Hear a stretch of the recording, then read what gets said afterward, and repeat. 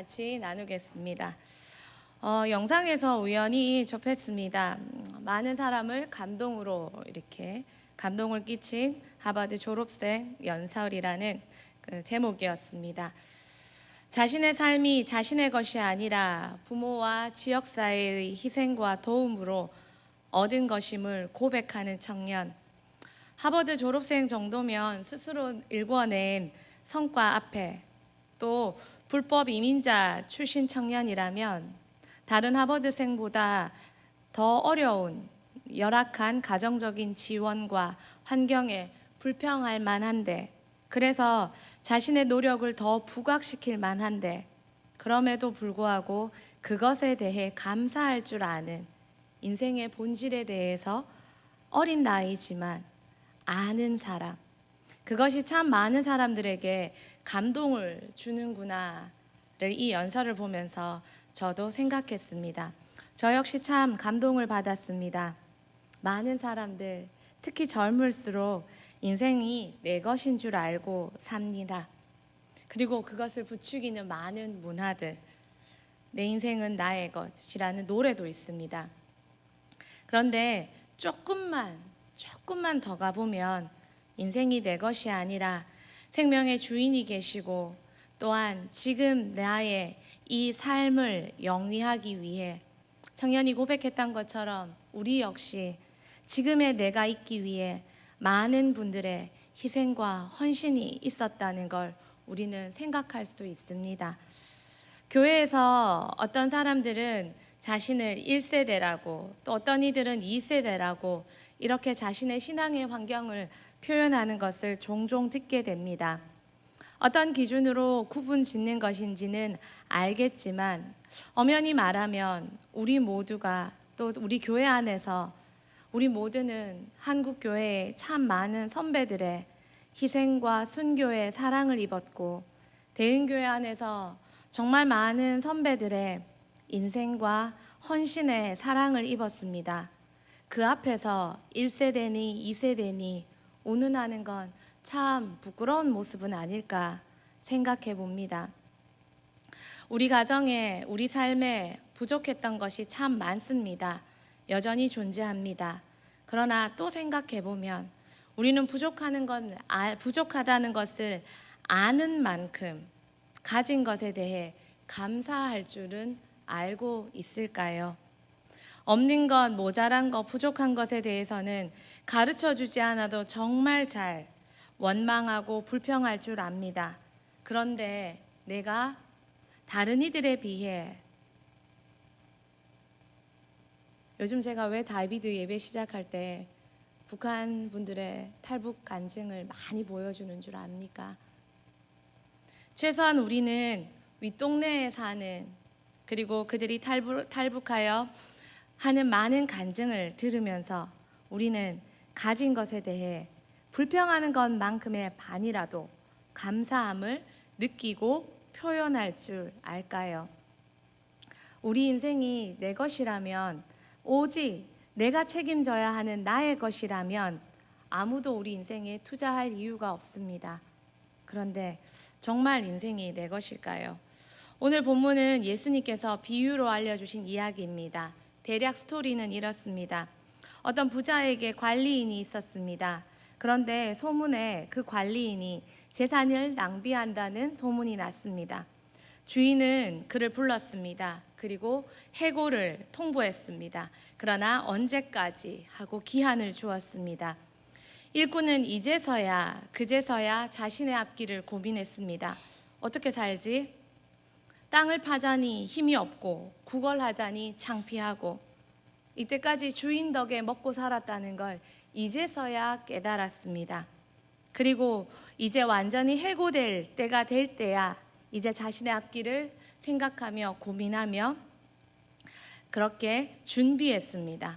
그리고 그는 자신의 주인의 재산으로 그가 만나는 사람들에게 사랑과 친절을 베풀기 시작했습니다.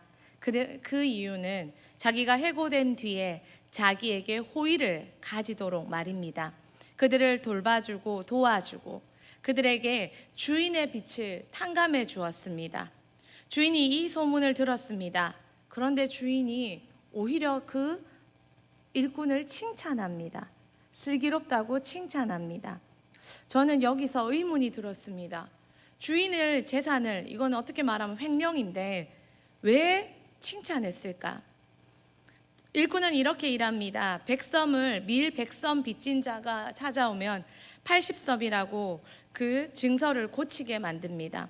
올리브 기름 100마리면 50마리라고 탕감해 주었습니다. 불의한 일꾼은 자신의 미래를 위해 그렇게 횡령했습니다. 그런데 주인은 칭찬했습니다. 왜요?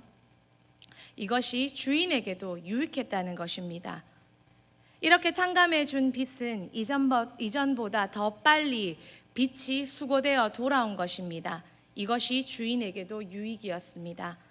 아무로 많은 빚이 있다 하더라도 사람들이 갚지 않으면 주인에게 재산이 되지 못합니다. 일꾼의 열심히 일함이 주인에게 빠른 빚의 회수율에 도움을 주었던 것입니다. 그러므로 주인은 그의 지혜와 슬기를 칭찬하고 그를 칭찬해 주었습니다. 오늘 본문에서 주는 교훈을 살펴보겠습니다. 첫 번째입니다. 주인의 평가를 받을 날이 옵니다. 우리는 앞서 말씀드린 대로 인생의 소유와 관계 그리고 시간이 모두 내 것인 것 같고 영원한 것 같습니다. 그런데 끝이 있습니다. 그 끝에 우리는 단독자로 남아서 이 지금까지 주어졌던 관계와 소유와 시간과 사명에 대해 어떻게 사용했는지 주인의 판단을 받게 됩니다. 어릴수록 젊을수록 이것을 기억하지 못합니다. 그래서 주어진 것을 누리고 먹고 살고 그것이 남들보다 더 많이 누리고 남들보다 더 많이 이것도 해보고 저것도 해본 것이 마치 능력과 용기처럼 보일 때가 있습니다. 나 이런 색도 염색할 수 있어. 나 이런 옷도 입을 수 있어. 나 여기도 가봤어. 그러나 주인은 그 끝에 내가 너에게 줬던 시간과 내가 너에게 줬던 기회와 내가 너에게 줬던 모든 소유와 관계와 환경을 너는 어떻게 썼느냐 하고 평가하실 날이 온다는 것입니다. 지혜자는 이 끝을 알고 준비하는 사람입니다. 전도서 11장 9절 말씀 같이 한번 보겠습니다.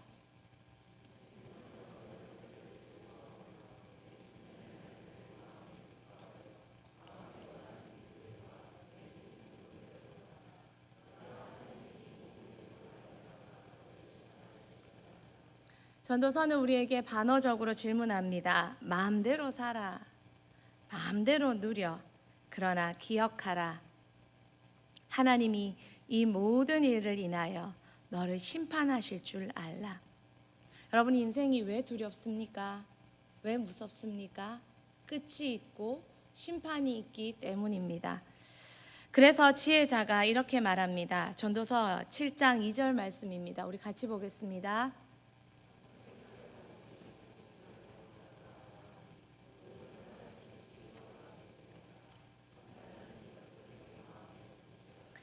초장집에 가는 것이 잔치집에 가는 것보다 낫다는 것입니다.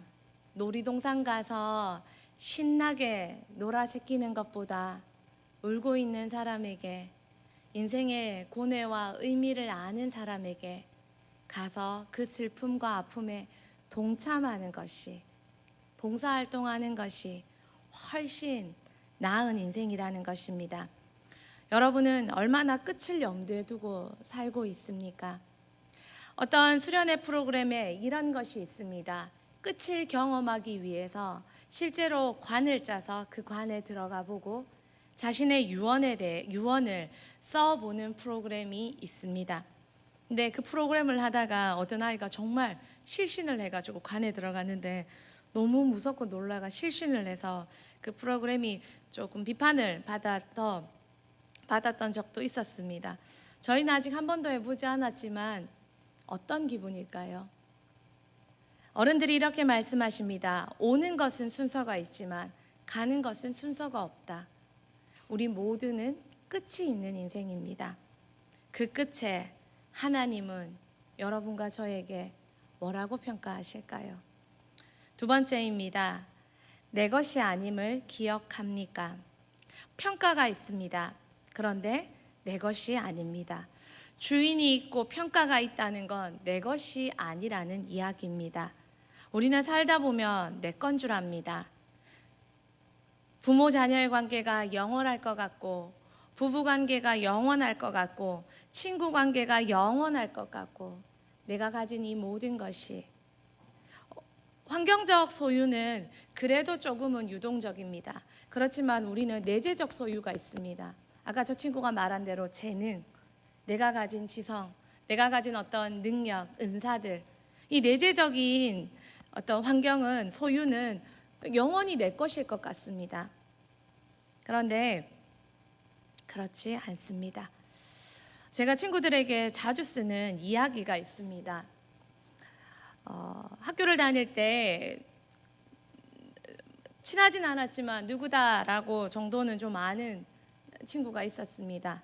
편입해서 의대에 들어온 친구였습니다.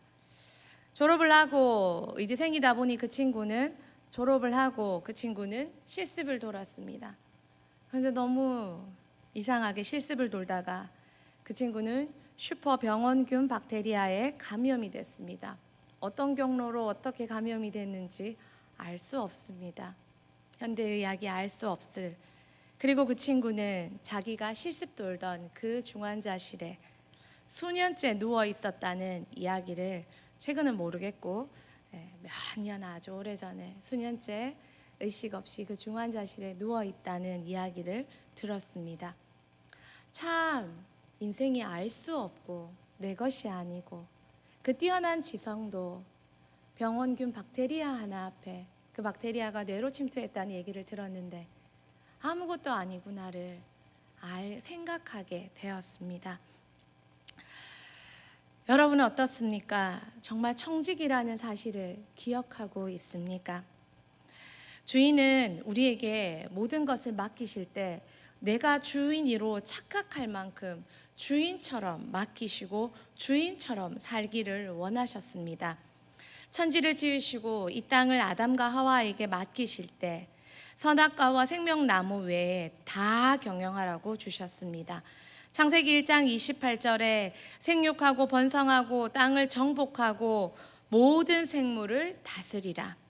하나님은 정말 모든 걸 우리가 주인이라고 스스로 여길 만큼 다 위임해 주셨습니다.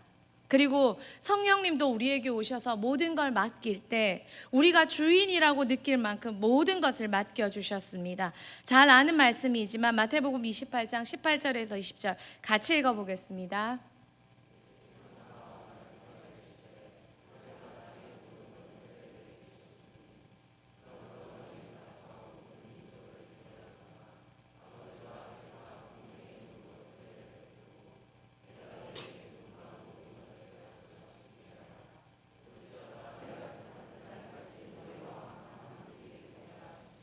모든 권세를 주셨으니 모든 족속으로 분부한 모든 것을 다 하라는 것입니다. 주인처럼 맡기셨습니다. 그리고 그 주인이 우리에게 요구하시는 건 주인처럼 살고 주인처럼 사역하기를 원하신다는 것입니다. 불의한 정직이가 왜 칭찬받았습니까? 주인처럼 사역했기 때문에 칭찬받았습니다. 이 세상은 주인을 모르는 사람들이 참 많이 있습니다. 그렇지만 그 사람들은 주인을 모르지만 자신이 주인인 줄 알고 정말 열심히 성공과 명예와 부와 권세를 위해 일하고 있습니다. 주인을 아는 저와 여러분, 정말 주인처럼 인생을 열심히 최선을 다해 주인을 위해 살고 있습니까? 주인이 여러분을 만족하며 또 맡기고 또 맡기고 또 섭외하고 또 섭외할 만큼, 또 승진시켜주고 또 승진시켜줄 만큼 여러분은 주인처럼 주인을 위해 주인만큼 살고 일하고 있습니까? 누가복음 16장 10절에 이렇게 말합니다. 같이 보겠습니다.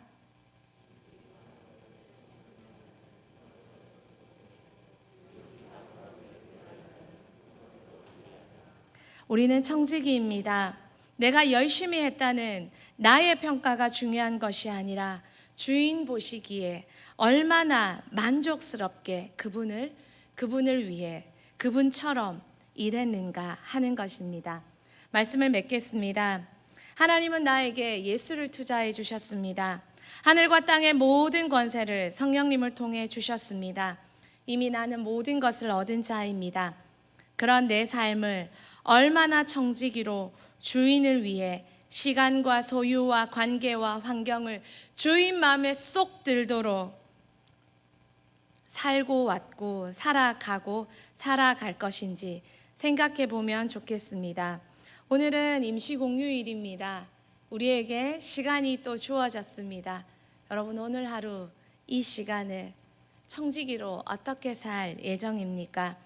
욕구와 정욕이 내 중심이 아니라 주인 되신 그분이 시간과 관계의 중심이 되셔서 그분을 만족시키는 저와 여러분이 되기를 축복합니다. 찬양하겠습니다.